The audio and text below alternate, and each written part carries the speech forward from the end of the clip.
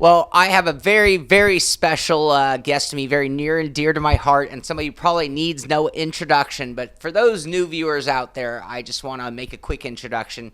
Here with me today is Jessica Lopez, and I don't even know if I should call you Jessica Lopez anymore.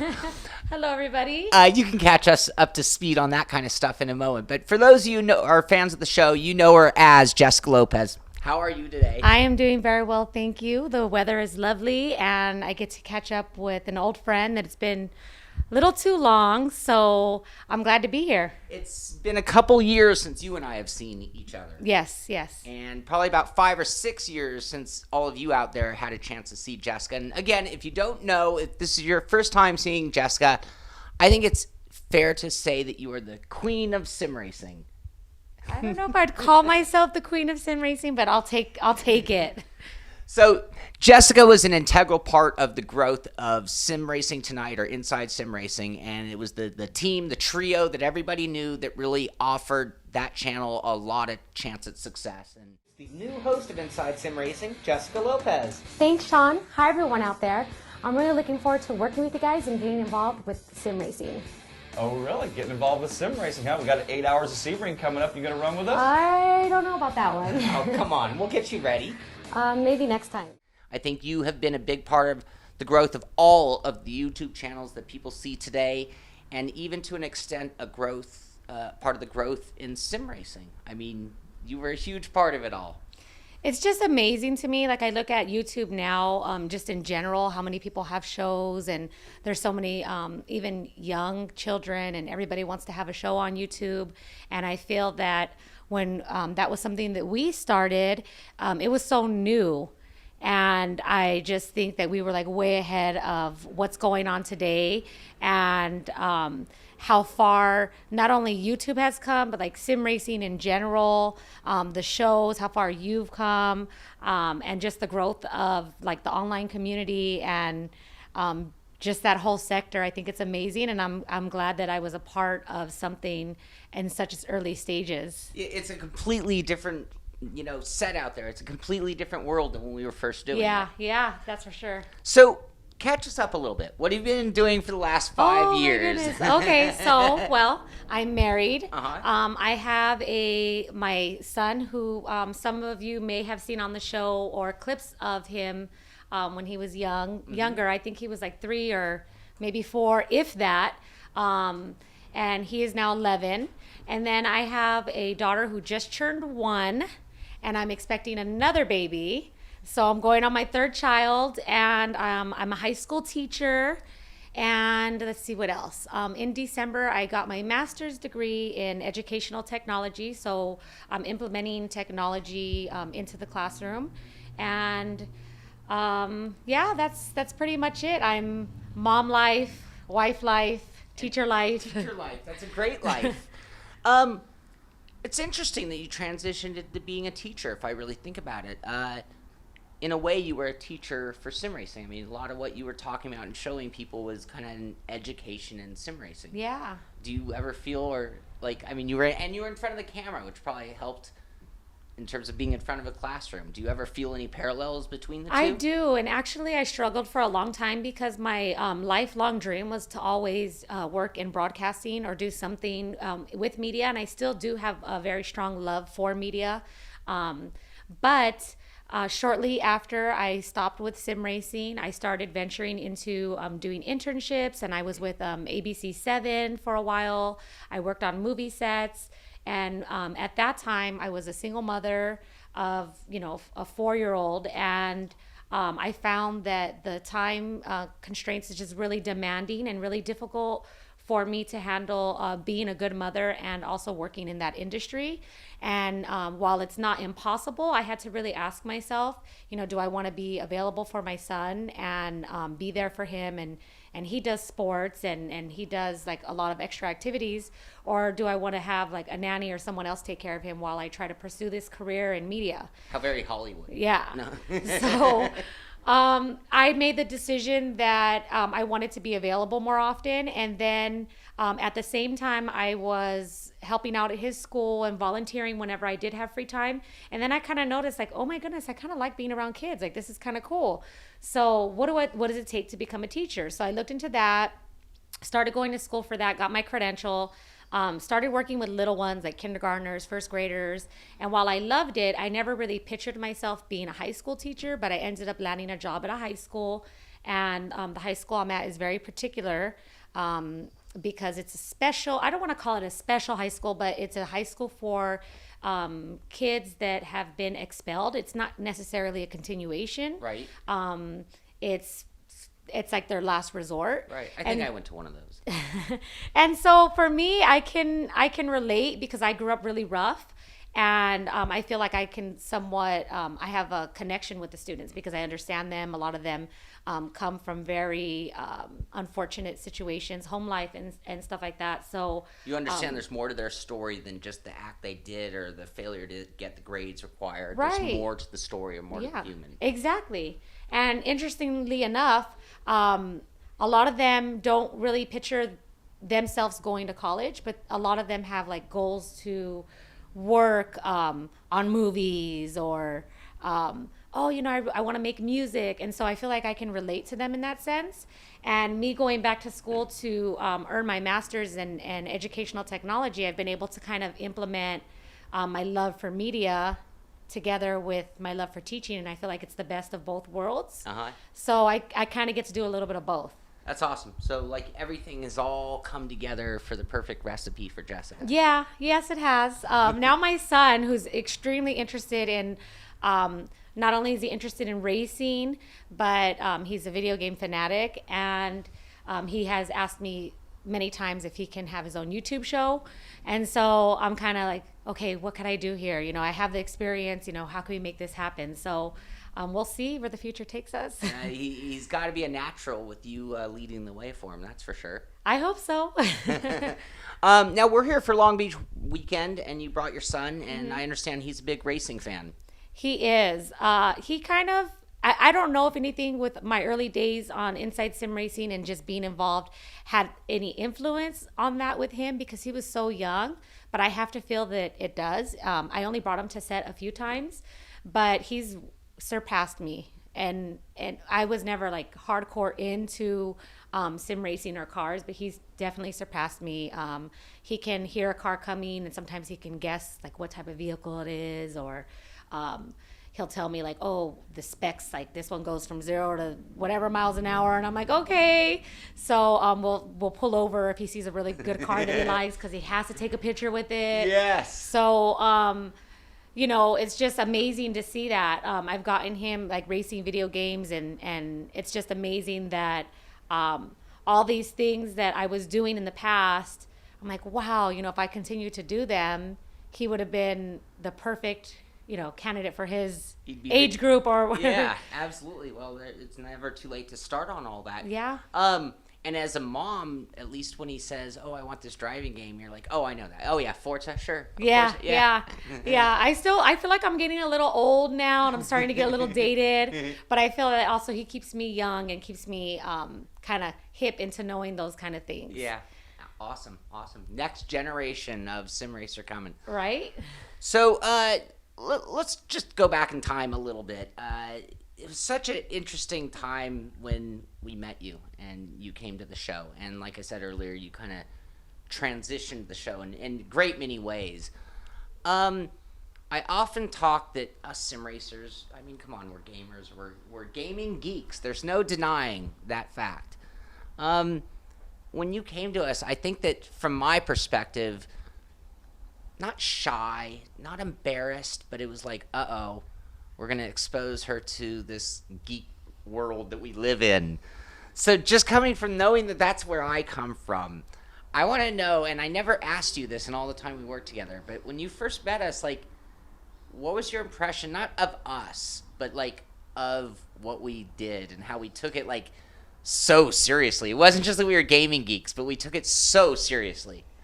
So that's an interesting question because if I can answer 100% honestly, I really don't feel as though I had a specific impression.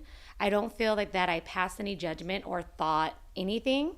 I think for me, it was more that I really wanted the experience being on camera and being in front of the camera. And I was just so grateful that I was selected as the person to host the show. And I mean, I remember the very first episode, I believe I had like the red and white checkered shirt. And I don't know why I insisted on sitting on top of like this pretend set. I don't even know what it was. I'm surprised I didn't break it, but I was probably about 30 pounds lighter then. So I sat on top, and I think I had pigtails, and I had this whole farmer look going, and I thought it was cool. And so, but I didn't have any impressions. I just thought, okay, cool. These guys are giving me an opportunity. And then I clicked with you and Darren instantly. We met, we chit-chatted, we got along. We had a lot of the same interests as far as our personalities go. And it just worked well. I never really thought like they're dorks or I can't believe they do this. And I think that's just me. I get along with a lot of different types of people. And I think that's just part of my personality where I don't judge people. Mm-hmm. I accept people for what they are. And I didn't really have any impressions. I actually thought it was kind of cool that there was this whole world that I knew nothing about. Because I think that I thought I knew everything. So I was like, oh, this is something I don't know. Cool. Okay. And little by little, I started learning more about it. And I remember wishing that I lived closer so that I could spend more time. And I know that there were times that you had offered me like, hey, I'll put a rig in your home and you can practice at home. And I don't think that it was that much of a hobby of mine to want to do that. But if I lived nearby, I would definitely love to come and hang out. More. Yeah. And we were all very far away, which actually made it kind of difficult. Mm-hmm. We had no clue what we were doing. So not only were we geeks and we brought you into that world, did it seem like we knew what we were doing? I mean, not as far. Obviously, we knew sim racing, but we had no idea what we were doing, like making a show, making a channel, making videos. I think we all kind of learned together. Yeah. And also, as I mentioned earlier, that YouTube was so new, and it was like this growing of, how to make a teleprompter and what lighting looked best. And then I figured out like pigtails weren't the best thing for camera. And then little by little, we just kind of figured out, all three of us, what worked and what didn't. And in some sense, like I contribute to that and you contribute, you were editing and you were doing a lot of the footwork behind the scenes and the technical stuff.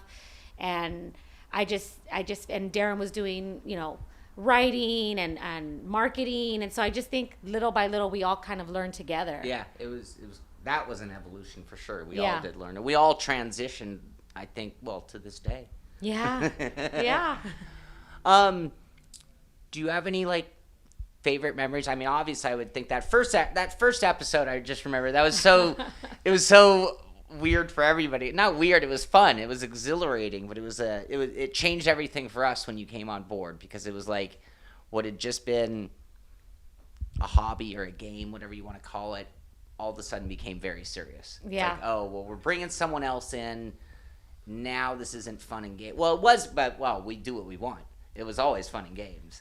Yeah, we always had this motto, and it was like we do what we want. And whenever we struggled with some type of decision or some type of boundary, we just said, you know what? Hey, we do what we want. And so I think that still lives on, right? Absolutely. Favorite moments. Well, there's so many. It's really hard to narrow down. I mean, we got a chance to go to Boston, which was amazing. That's right. We did. We had some great food out there. I remember the first time I heard gluten-free. I was like, what is that? I just want regular pizza.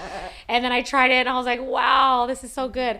So we got to go to Boston and just exploring the city and doing on our own free time outside of the interviewing and everything that we did. I just think walking around and just being together and having those memories. I remember we were in that park and it turned fall because, we're all West Coasters. So fall, what's that? And there's orange leaves on the ground, and we're doing cartwheels and stuff. Yeah, I remember that. I'm like, this looks like the movies, all these orange trees and these little stoops. And so it was just great, just being in a different element and being able to experience that, all thanks to the show that was created. In addition to that, I remember there was this red carpet event that we did.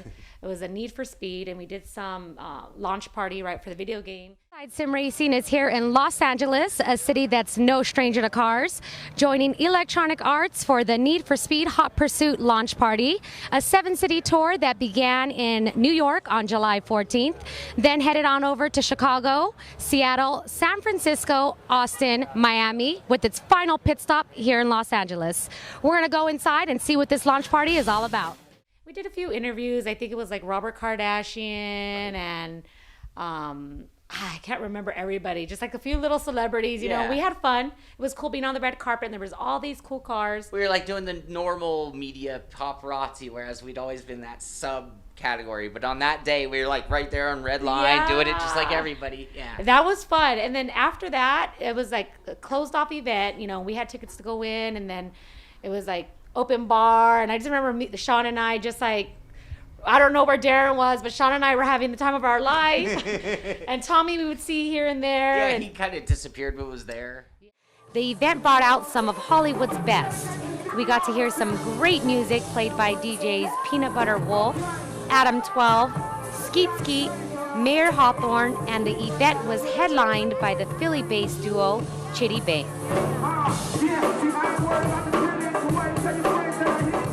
We were having a great time. Another time was we went on top of the hotel. I can't recall the name. It's a really popular hotel. Oh, the SLS. The SLS. Yes. And it was a private event, and there was the chef that has the Bazaar restaurant. Right. The chef of the Bazaar was sending up food, and I tried some amazing food that I never had before, and they were small little, bites. And then they just kept bringing up fresh food, and we just tried all these different things. And I think that was that when GT5 was coming out? Yeah, that's exactly what it was. Yeah, and we got to try that out, and then we got to meet Kazunori. Yeah.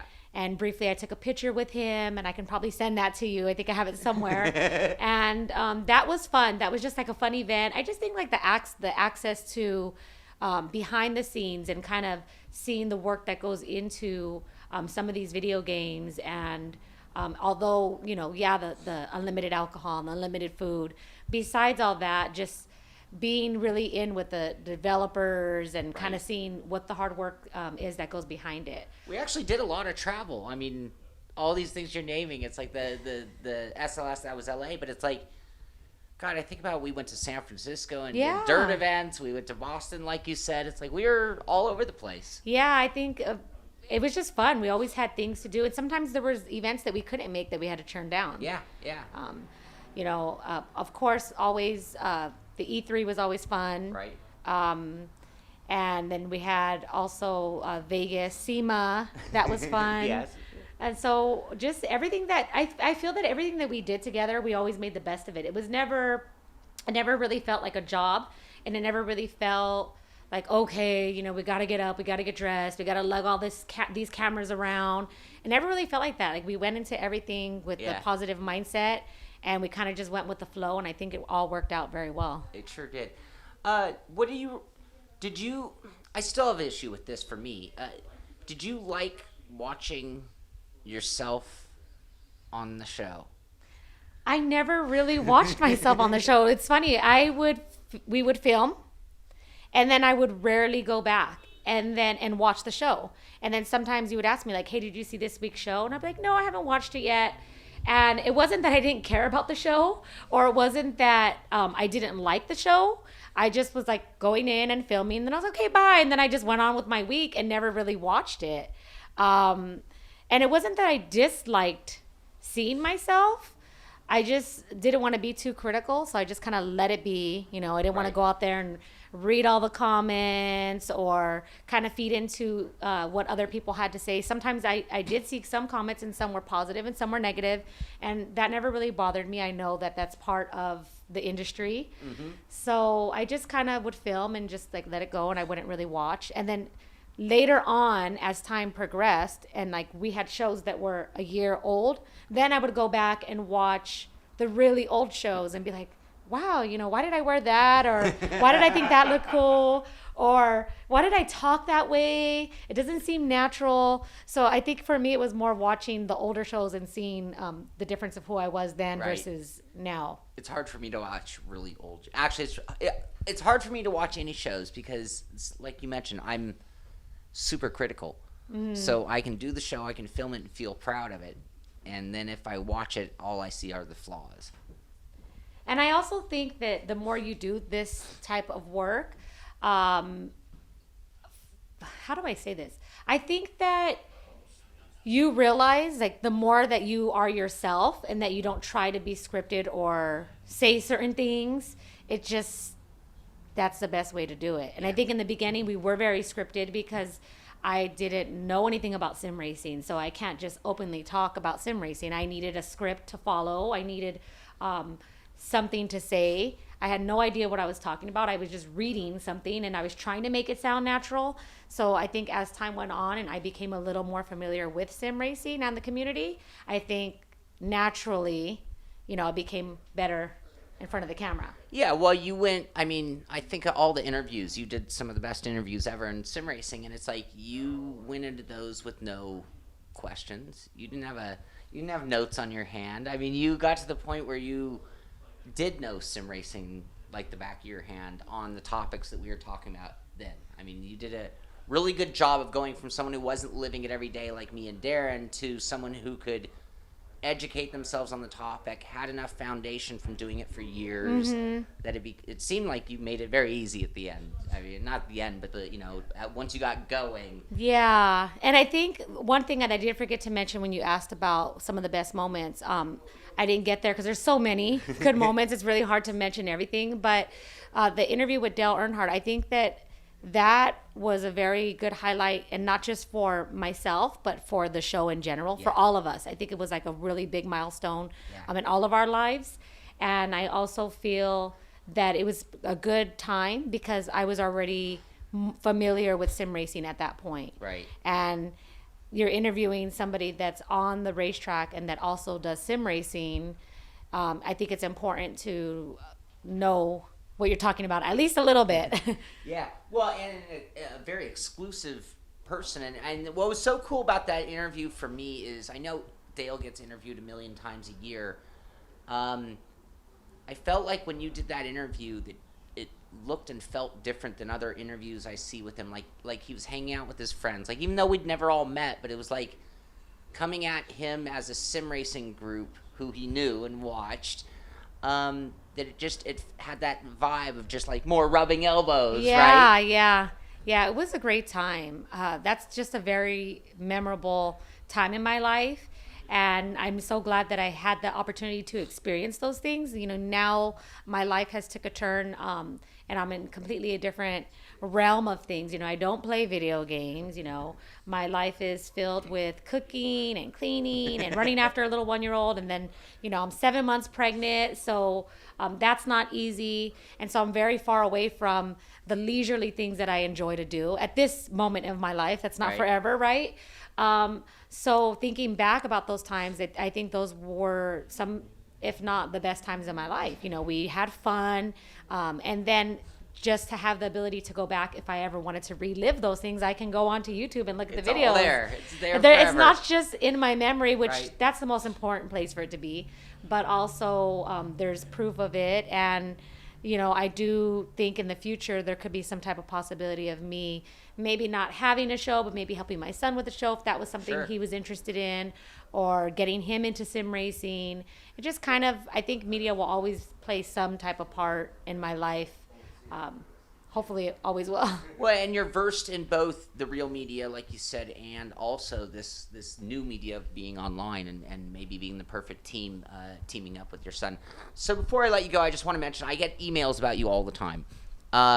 One of the biggest things that people bring up all the time is the DIY jobs that you and I did. The couple of rigs, we did the wood rig, we did the PVC rig, which I just remember like the glue and the whole nightmare. I always wish that I had a pair of overalls to wear to like why was I wearing a dress? I mean, it looked cute and all that, but now as I get older, I'm like, oh, that'd have been cool if I had little overalls. Of course, I'm always thinking about the outfit, but.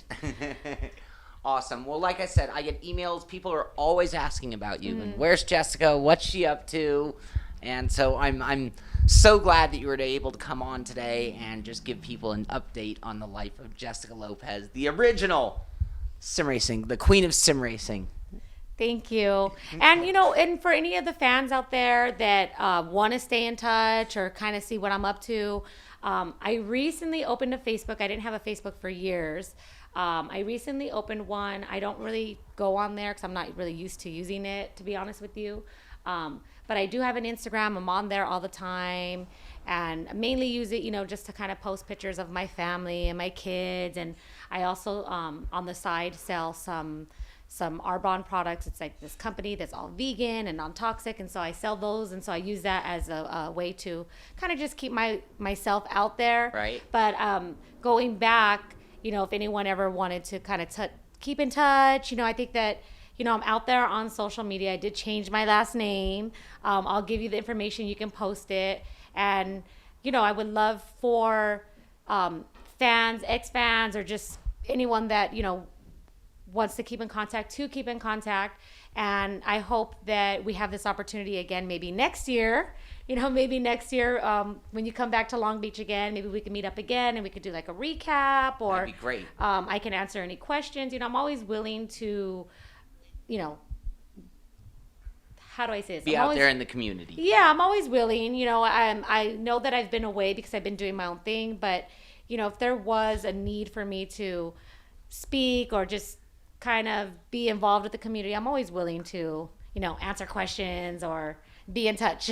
Awesome. So everyone can catch up with Jessica. So we are going to go down there and watch some IndyCar racing. And I want to thank you once again for being here. Thank you. Thank you, everybody. I and everybody out there has missed you a ton. Oh, well, I appreciate it. And we're going to go catch some racing. And thank you for having me on the show. So there you have it. Jessica's back.